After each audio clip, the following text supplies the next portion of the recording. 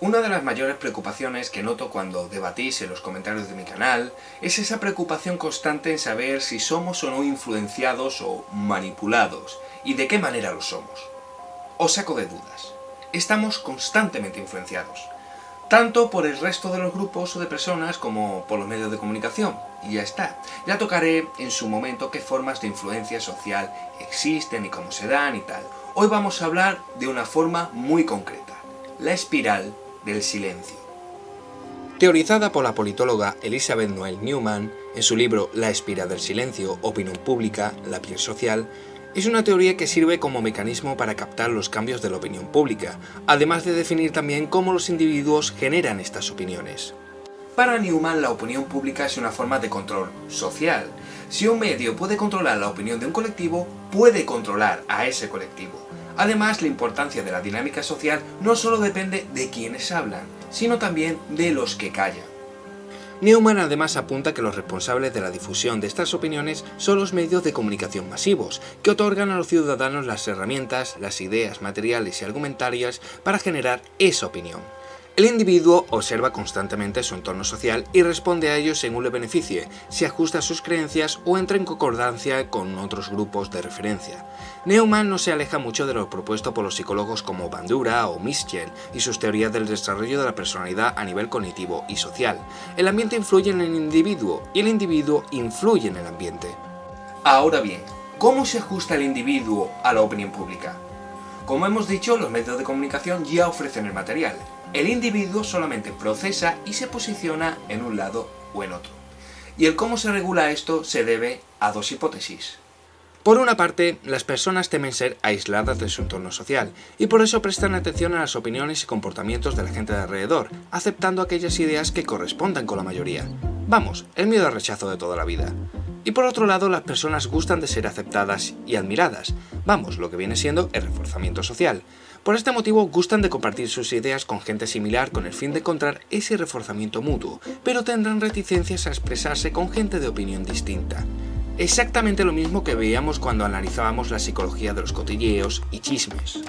Desde aquí las opiniones pueden ir variando y los individuos pueden cambiar de una posición a otra. La cosa es que, según Newman y teniendo en cuenta las hipótesis anteriores, la gente tenderá a posicionarse con la opinión mayoritaria y formando una mayoría aceptable, solo porque son mayoría, y una minoría aislada.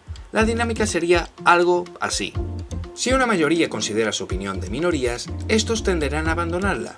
Por el contrario, si una minoría considera su opinión de mayorías, este grupo irá en aumento. Si una mayoría piensa que su idea no podrá mantenerse en el futuro, será más fácil convencerlos de otras opciones.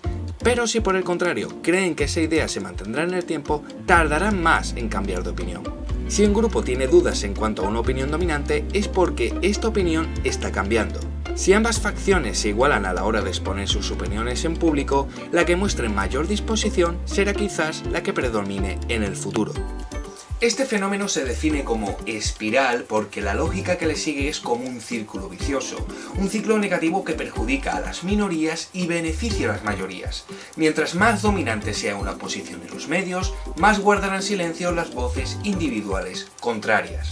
Aunque para que lo anterior se dé, se debe de considerar que el tema a debatir debe de tener un aspecto moral, que debe de haber un factor de tiempo o un elemento dinámico de opinión pública, es decir, que la gente pueda posicionarse claramente ante una idea, y una cobertura de los medios de comunicación. Si lo pensamos bien, parece que llegaría un momento en el que este modelo se estancaría. Llegaría un momento en que, sobre cualquier tema, se impondría una posición de tal manera que cualquier cosa que la contradijese quedaría inmediatamente en un grupo minoritario y por lo tanto se silenciaría por sí solo. Esto sería así a no ser que las minorías tuviesen algún tipo de mecanismo para hacerse oír y escuchar sus ideas. Es lo que Newman llamaba el frente duro, o una minoría que se quiere hacer escuchar. Estas minorías suelen ser de niveles socioculturales altos, niveles socioeconómicos elevados y sin miedo a sentirse aislados. Existen dos vertientes de minorías ruidosas más, como son los inconformistas radicales, que son personas que ya han sido rechazadas por sus creencias y no tienen nada que perder, y los vanguardistas, como son los artistas o intelectuales, por ejemplo, que hablan porque están convencidos de estar por delante de sus tiempos. Que este modelo de espiral de silencio se mantenga depende de estos cambios en las minorías y mayorías, puesto que cada uno representa un valor diferente y necesario de cara a la sociedad.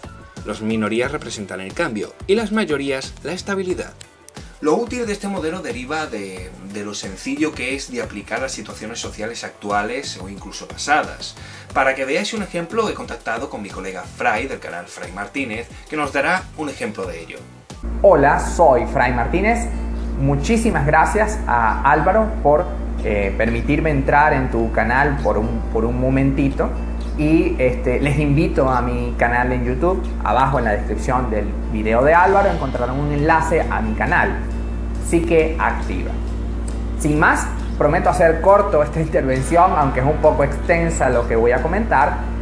En el caso venezolano existe una espiral de silencio muy clara con respecto a la entrada del modelo chavista o bolivariano, entre comillas, porque todos somos bolivarianos en Venezuela. Sin embargo, ellos adoptan este esquema de la patria para un solo modelo político, y los que están en contra de ese modelo político, el modelo que lideraba Chávez, son antipatriotas. Y a partir de ese momento se fue generando una espiral del silencio muy clara, en donde todo lo reconocible patriótico, es decir, figuras patrias, banderas, escudos, que incluso fueron modificados por el gobierno de Chávez, eran adoptados totalmente por sus seguidores como la única y la real patria. Y la oposición vendría a ser la antipatria. Eso quedó tan marcado que incluso los opositores comúnmente se les escucha decir pestes o denigrar de todo lo relacionado con la patria, es decir, el escudo, la bandera, el himno nacional, las figuras patrias, el padre de la patria, Simón Bolívar. De hecho,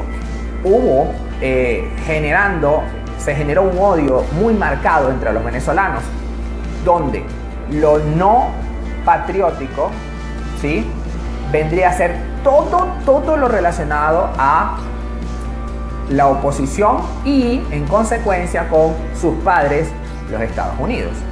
Entonces, para que veamos cómo funciona esto, el sistema chavista trata de generar dos bandos muy claros y muy definidos, y para ello utiliza toda la hegemonía comunicacional que fue creando.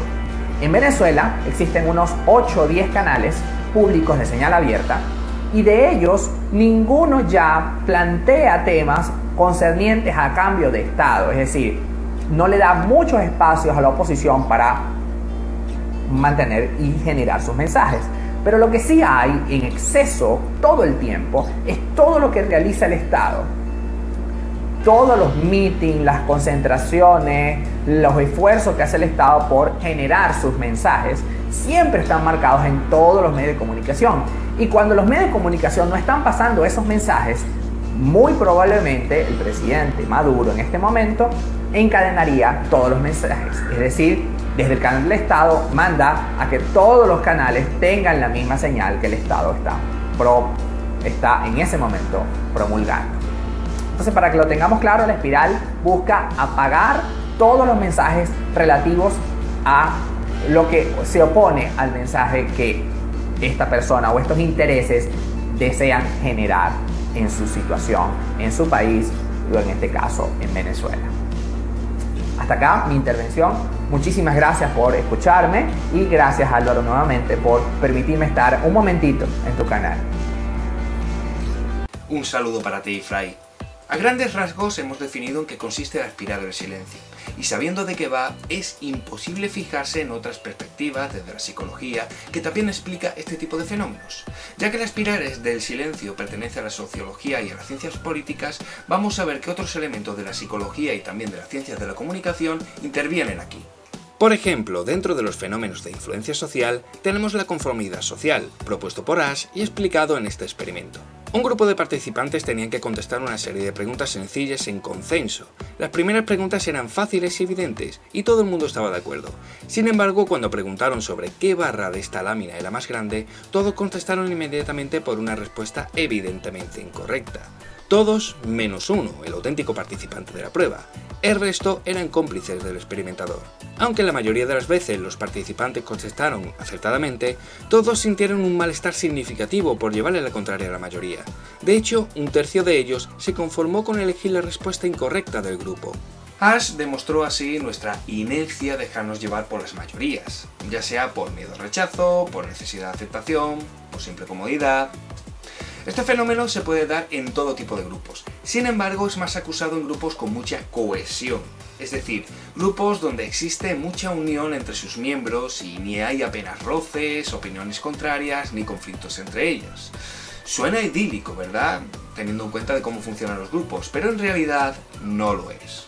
Este tipo de grupos con mucha cohesión social son muy peligrosos. Destacamos entre ellos las sectas religiosas, los grupos políticos radicales, las bandas armadas, por ejemplo. En conclusión, cualquier grupo que considere que todo lo que está fuera de ellos es malo y todo lo que ocurra dentro es bueno. Lo que es lo mismo, el dilema endogrupo-exogrupo. Otra manera de ver esta relación entre minorías dominantes y minorías sumisas es a través de la teoría de la opresión. Con ella delimitamos dos tipos de grupos. Un grupo oprimido, con escasos recursos y que recibe la influencia directa de un grupo opresor, más privilegiado y quien ejerce presión sobre el primero, negándole los recursos. Esta relación no es fortuita, está sujeta a una serie de normas que justifican esa relación de opresión y hace que ambos grupos acepten y se identifiquen con su papel. Sin embargo, estas etiquetas de oprimido u opresor son solo roles que pueden cambiar según el grupo de referencia que tomemos. Quiero decir que en un ambiente podemos formar parte de un grupo oprimido y en otro ambiente podemos formar parte de un grupo opresor. A partir de aquí existen muchos modelos sociales encaminados a teorizar o empoderar o dar recursos a los grupos oprimidos, como es por ejemplo la psicología de la liberación. Y si hablamos de comunicación, existen 10 formas de manipulación de los colectivos a través de los medios de comunicación. No nos vamos a nombrar todos, solamente vamos a destacar 4. Crear problemas que realmente no existen y proponer soluciones para posicionar a la gente. Distraer a los colectivos de los problemas reales con una aluvión de noticias secundarias pero con alto contenido de impacto. Ser más emocional que analítico a la hora de comunicar, de tal forma que generamos opiniones basadas en estados de ánimos más que en el análisis y el razonamiento. Y tratar a la población como si tuvieran 10 años, simplifica mucho las cosas y hace que la población se habitúe a que se lo den todo arregladito. Desde la psicología, la espiral del silencio sería otro modelo que explicaría el comportamiento social humano y determinaría una forma más de influir sobre la gente, aunque este modelo de influencia es demasiado generalista. Dentro de la dinámica de las opiniones públicas, existen mecanismos psicológicos y comunicativos más sencillos que también operan sobre los individuos de una forma más directa o indirecta. Por eso, muchos psicólogos y sociólogos siguen debatiendo sobre ciertos aspectos de este modelo. El repertorio conductual del ser humano es enorme, sobre todo en el aspecto social.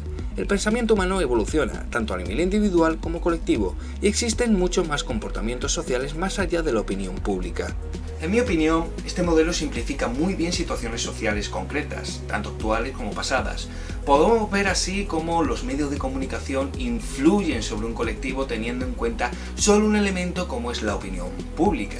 Sin embargo, para explicar comportamientos o influencias más profundas, no está mal acudir a otros modelos comunicativos o psicológicos, como por ejemplo, de qué otras maneras somos influidos socialmente, o tener en cuenta la identidad social del propio individuo, o de qué manera podemos manipular la información para expresar lo que deseamos.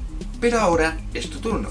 Comenta qué opinas sobre este tema y si te ha gustado el vídeo, no olvides compartirlo. En este tema me ha acompañado mi colega Fry. En su canal, que también está dedicado a la psicología, tiene una perspectiva un poco diferente a la mía, así que os animo a que os paséis con él, que le dejéis algún comentario diciendo que va de mi parte, y bueno, el enlace lo tenéis también en la descripción, para que vayáis para allá. Gracias por vuestra atención y nos veremos en el siguiente tema.